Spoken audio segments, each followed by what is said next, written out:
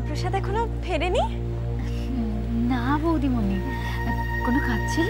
না না, এমনি ভাবলাম তোমার সাথে একটু গল্প করি, তাই চলে এলাম।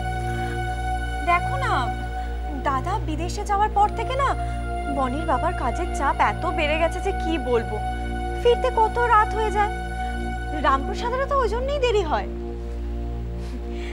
জানতো গৌরী, বিয়ের প্রথম বনির বাবা আমাকে অনেক সময় দিত। তখন আমরা কত জায়গায় ঘুরতে যেতাম, এখানে সেখানে অনেক জায়গায় ঘুরতে যেতাম। তারপর বনি হওয়ার পর থেকে আস্তে আস্তে ওর বাবা কাজে ব্যস্ত হয়ে পড়লো। এখন আর আমার জন্য ওর সময় কই।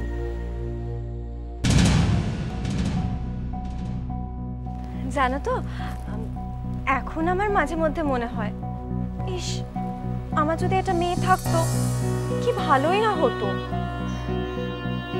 আপনিও বলুন না দুর্গামাকে বৌদিমণি, দুর্গামা আপনারও কোল আলো করে একটা মেয়ে দেবে। আমিও তো প্রার্থনা করি মা দুর্গা যেন আমার কোল আলো করে একটা মেয়ে দেয়, ঠিক বৌরানীর মেয়েদের মতো।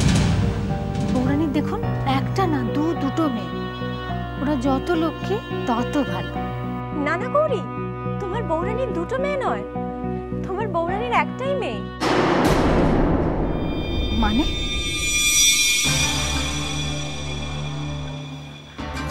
না আসলে তোমাকে তো বলাই হয়নি, কিভাবে যে বলি।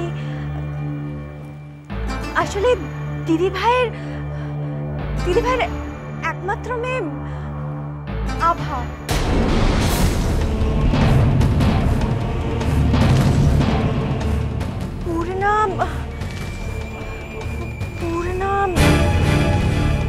পূর্ণা তো দিদি ভাইয়ের মেয়েই নয়।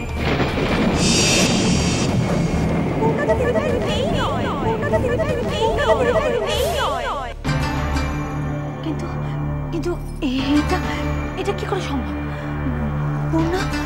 পূর্ণা বেবি বৌরানীর নিজের মেয়ে নয়? না না, সবাই তো আমায় বলেছে পূর্ণা বেবি বৌরানীরই মেয়ে। তাছাড়া আমিও তো খেয়াল করেছি, পূর্ণা বেবিকেও যত সুন্দর দেখতে বৌরানীকেও তত সুন্দর দেখতে। ওদের দেখলে তো মামেই মনে হয়। আরে আমিও তো সুন্দর, তাই বলে পূর্ণা আমার মেয়ে হয়ে গেল নাকি? তবে শোনো গৌরী, আমি তোমায় বলছি, এবারে প্রত্যেকে তোমায় মিথ্যে বলছে গৌরী। প্রত্যেকে তোমায় বোকা বানাচ্ছে, মিথ্যে বলছে তোমাকে। মিথ্যে? কেন কেন সবাই আমাকে কেন মিথ্যে বলবে? শোনো গৌরী, হয়তো ওরা চায় যে তোমার সব থেকে কাছের কোনো জিনিস তোমার কাছ থেকে দূরে সরিয়ে রাখতে ওরা চায় হয়তো। না না,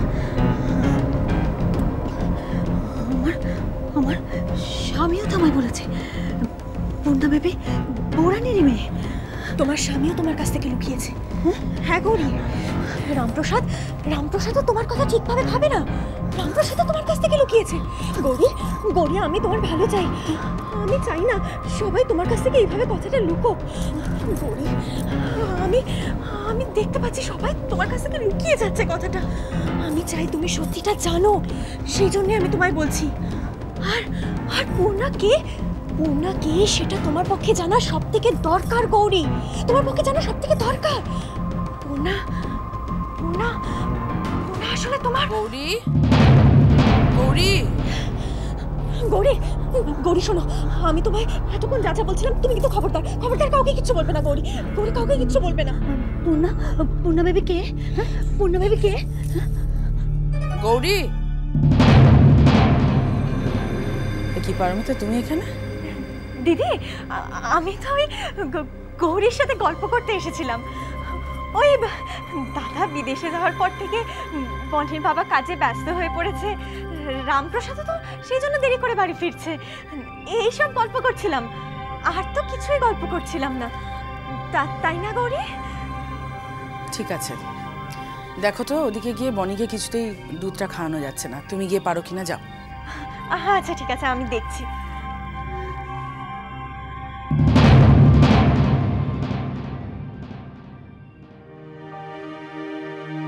গৌরী, এটা রাখো, তুমি ব্যবহার করবে। না, আমার কিচ্ছু চাই না।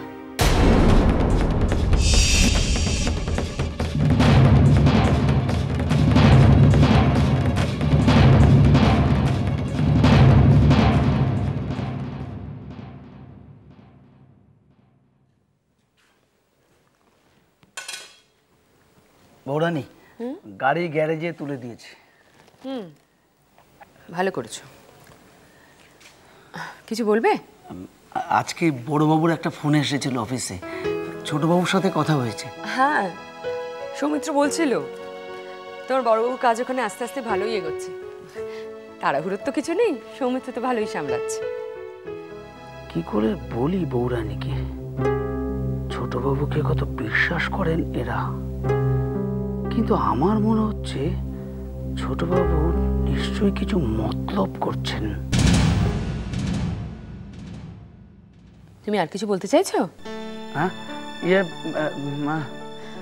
ও, তোমাকে একটা ভালো খবর দেওয়া হয়নি। আজ গৌরীকে দিয়ে পূর্ণা চুল বাঁধিয়েছে, খুব যত্ন করে বেঁধে দিয়েছে। পূর্ণাও খুব খুশি। বাহ, পূর্ণা বেটি কি ঘুমিয়ে পড়েছে? এই তো মা। বাবুজি, তুমি এসে গেছো?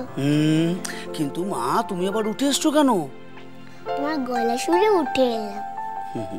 কিন্তু বাবুজি, তোমার আসতে এত দেরি হলো কেন? কাজে তো মা মাঝে মধ্যে দেরি হয়ে যায়। দেখো তোমার জন্য কি নিয়ে এসেছি, দেখো। এই এই এই এই একটা তোমার আর একটা আভা বেটি, কালকে সকালে খাবে, কেমন? Thank you বাবুজি।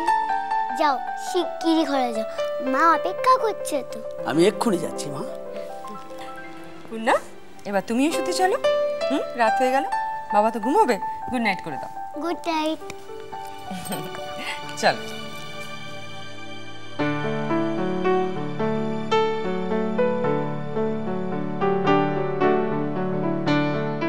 অন্য কোনো বিষয় আমার কাছ থেকে কি লুকিয়েছো কিছু?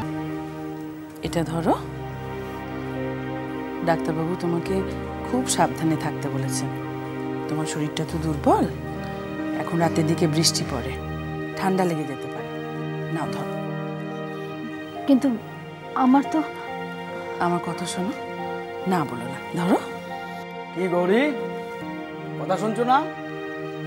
এটা তো ঠিক নয়। দিদিমণির সব কথা শুনতে হবে।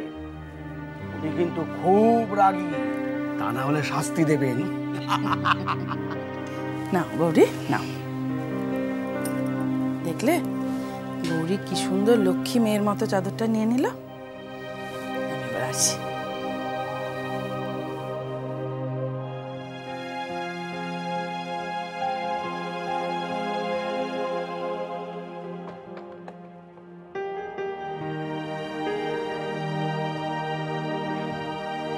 এত দেরি হয়ে গেল, আর তোমাকে শুধু শুধু বসে থাকতে হলো জেগে। শোনো গৌরী, এবার থেকে আমার যদি দেরি হয় না, তুমি খেয়ে দিয়ে শুয়ে পড়ো, কেমন? আচ্ছা, তোমাকে একটা কথা জিজ্ঞেস করবো, ঠিক ঠিক উত্তর দেবে? কি কথা বলো?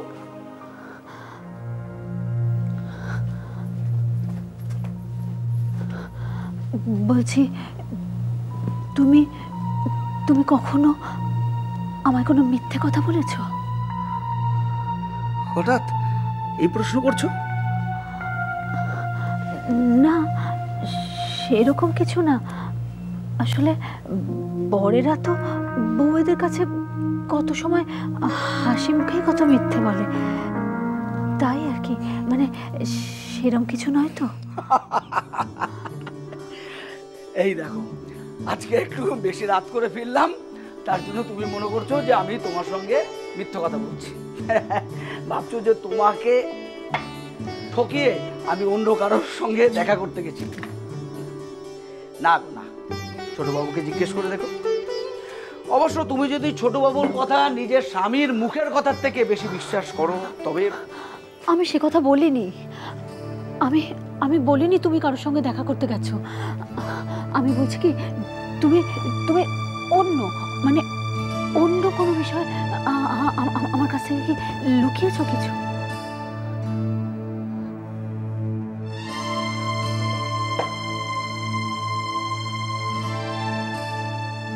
একটা ব্যাপার আমি তোমার কাছ থেকে লুকিয়েছি। কি বলো না? হ্যাঁ, কি লুকিয়েছো? বলো না, চুপ করে থেকো না, বলো। গৌরী, তোমায় আমি খুব ভালোবাসি, আমার নিজের থেকেও বেশি।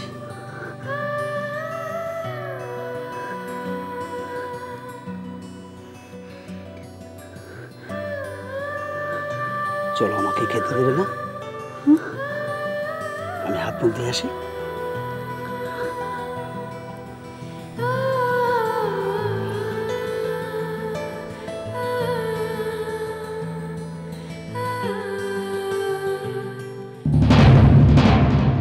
আমি তোমায় বলছি, এবারে প্রত্যেকে তোমায় মিথ্যে বলছে গৌরী, প্রত্যেকে তোমায় বোকা বানাচ্ছে, মিথ্যে বলছে তোমাকে। তোমার সব থেকে কাছের কোনো জিনিস তোমার কাছ থেকে দূরে সরিয়ে রাখতে ওরা চায় হয়তো। তোমার স্বামীও তোমার কাছ থেকে লুকিয়েছে। হ্যাঁ গৌরী, রামপ্রসাদও তোমার কথা ঠিকভাবে ভাবে না, রামপ্রসাদও তোমার কাছ থেকে লুকিয়েছে। দিদিমণির সব কথা শুনতে হবে, কিন্তু খুব রাগী, তাহলে শাস্তি দেবে। আমি তোমায় বলছি, আমার সব থেকে কাছের কোনো জিনিস এবারে প্রত্যেকে তোমায় মিথ্যে বলছে গৌরী, প্রত্যেকে হ্যাঁ গো বানাচ্ছে, মিথ্যে বলছে রামপ্রসাদ। আমি তোমায় বলছি, তোমার কথা ঠিকভাবে ভাবে না, এবারে প্রত্যেকে তোমায় মিথ্যে বলছে গৌরী, প্রত্যেকে তোমায় বোকা বানাচ্ছে, মিথ্যে বলছে।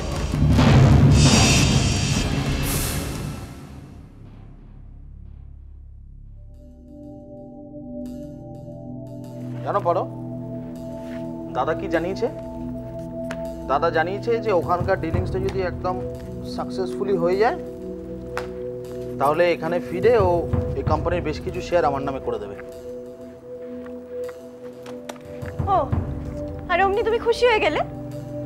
দাদা সামান্য ভিক্ষে দেবে বলেছে আর অমনি দাদার গুণগান গাইতে শুরু করে দিলে। আশ্চর্য, ওই সামান্য কটা শেয়ারে তোমার বাকি জীবনটা কেটে যাবে বুঝি? শোনো, সব বিষয় না খ্যাক খ্যাক করবে না, কথাটা বোঝার চেষ্টা করো আগে। ওই কটা শেয়ারের উপর আমি কেন আমার সারা জীবন নির্ভর করে রাখবো? সেটা হবেও না আর আমি সেটা বলিও না। শোনো, আমার প্ল্যান অনুযায়ী পুরো ব্যাপারটা তো তোমার জানা আছে। দেখো, এই কোম্পানি থেকে যতটা সম্ভব মাল কামাবার আমি তো কামিয়ে নিচ্ছি এই কদিনে। আমার নিজের কোম্পানি খুলবো, দাদা এসে নিজেও বুঝতে পারবে না যে ওর সমস্ত ক্লায়েন্টরা আমার কোম্পানিতে চলে এসছে। ভরাডুবি, বুঝলে, ভরাডুবি। আমি যে কি করে যাচ্ছি ও কিচ্ছু বুঝতে পারছে না এখন। ও এলে সব বুঝবে, তখন আমার কাছে এসে না দু হাত পাতবে। এতদিনের অপমানের শোধ কি করে তুলতে হয় আমি তখন দেখাবো।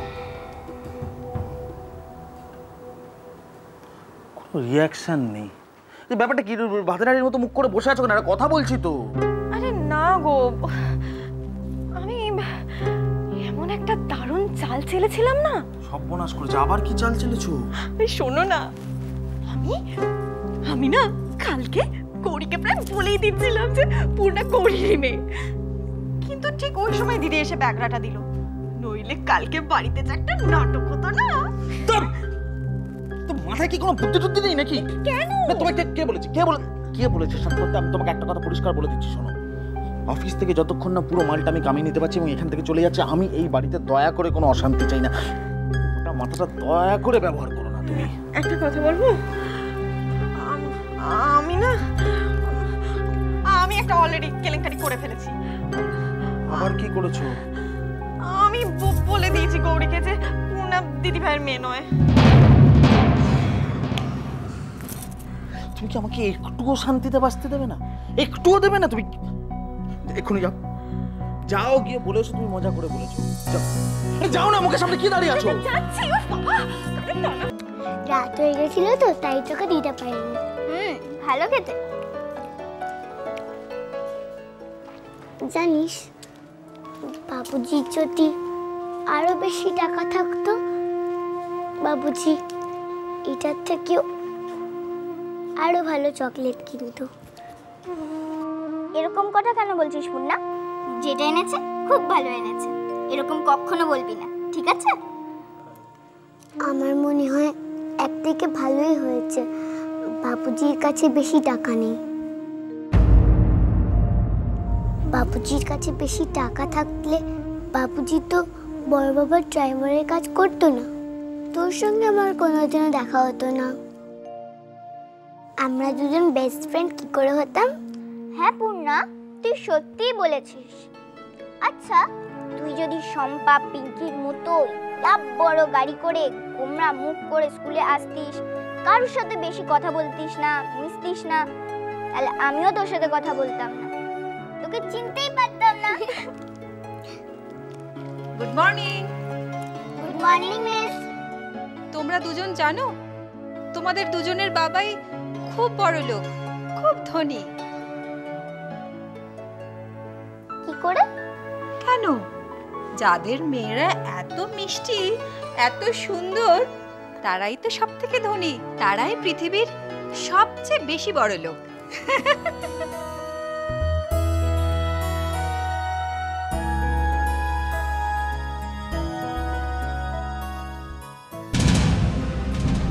না, আর দেরি করলে চলবে না। আমাকে বৌরানীর কাছে সব সত্যি কথা বলে দিতে হবে। ছোটবাবু তো ওনাদের ঠকাচ্ছেন। নিজের দাদা বৌদির সাথে এরকম পাপ কেউ করতে পারে? অফিসরে বিয়ে বাবুরও সন্দেহ হচ্ছে ছোটবাবুর উপর, সেটাও আমি বলবো। কি আর হবে, বৌরানী আমার কথায় পুরো বিশ্বাস না করলে আমাকে বকবেন, সে আমি বকা খেয়ে নেব। কিন্তু ওনার মনে একবার সন্দেহ ঢুকলে উনি তো সাবধান হতে পারবেন, পরখ করে দেখবেন কে ভুল কে ঠিক। আর দেরি করলে কোন একটা সর্বনাশ হয়ে যেতে পারে।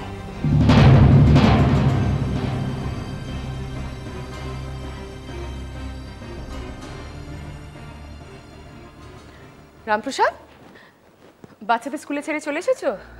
হ্যাঁ বৌরানী। বৌরানী, কিছু বলবে? হ্যাঁ, আমি একটু কথা বলতাম আপনার সঙ্গে। বলো না। না মানে কিছু মনে করবেন না তো? আমি আরে তুমি এত ইতস্তত করছো কেন? বলো, কি বলতে চাইছো? না, আমি বলতে চাইছিলাম মানে রেবা, রেবা শিগগিরই চলো, গৌরী অজ্ঞান হয়ে গেছে।